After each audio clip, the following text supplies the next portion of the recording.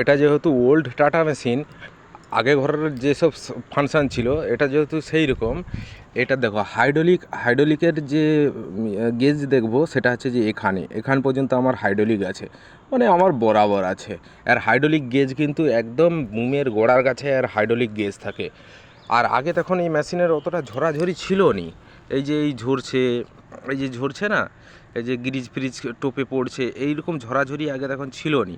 ধীরে ধীরে এর যত বয়স হচ্ছে তত এর মানে ওই বলে না বুড়া বয়সে ভীমরতি ধরে, এরও কিন্তু এই বুড়া বয়সে ভীমরতি ধরতেছে ধীরে ধীরে করে।